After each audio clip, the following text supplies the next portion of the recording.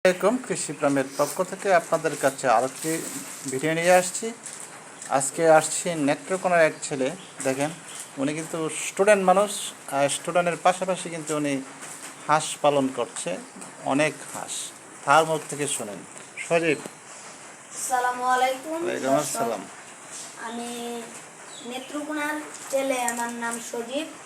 আমি 1000-2000 হাঁস পালি, আবার স্কুলেও পড়ি। আমার 2টা মুরগির ফার্মও আছে। আমি তো ইতিমধ্যে মুরগির ফার্মটি দেখেছিলাম, পরে আমার গরুটিও দেখেছিলাম। এখন আসলাম আমার হাঁসের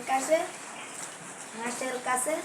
আমি হাঁসটিকে প্রতিদিন দূরে আমার পুকুর আছে, এই পুকুর থেকে আমি যে এইগুলা ছোটো ছোটো শামুক প্রতিদিন আনাই আর কি, লোক দিয়া প্রতি বস্তায় 200 টাকা দেই।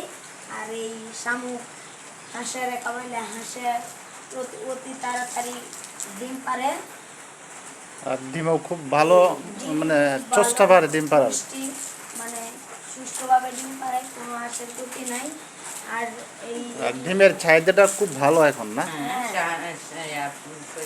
ডিমটা, এই দেশীয় ডিমটা খেতে পাবলিকও ভালোবাসে। দেশি হাঁসের ডিমটা তো খুব ভালো। আর 65 আলি খুচরা বিক্রি হচ্ছে এবং 60 টাকা আলি পাইকারি আমি বেশি দিই। যারা নতুন করে হাঁস পালন করতে চায় তাদের উদ্দেশ্যে একটু বলবা যে কিভাবে তারা হাঁস পালন করলে লাভবান হবে। যারা নতুন করে হাঁস পালন করতে চায় তারা পারে, সবচেয়ে ভালো হলো যে শামুকটা যদি প্রতিদিন 200 টাকা না 300 টাকা বস্তাও যদি আনা লাগে, তবু শামুকটা ভালো।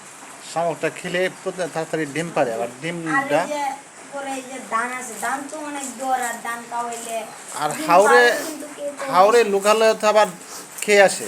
হাওড়ে তো খেয়ে আসে। আবার যে পুকুরে যখন থাকে, আবার পুকুরে এই শামুকগুলা এই পুকুরে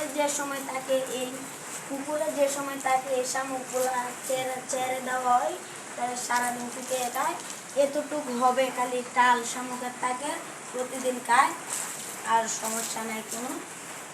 নতুন যারা আছে তারাও এভাবে শুরু করতে পারে, শামুক ঝিনুক খাওয়াইয়ে কিন্তু অতিরিক্ত খাবার না খাওয়াইলেও শুরু করতে পারে।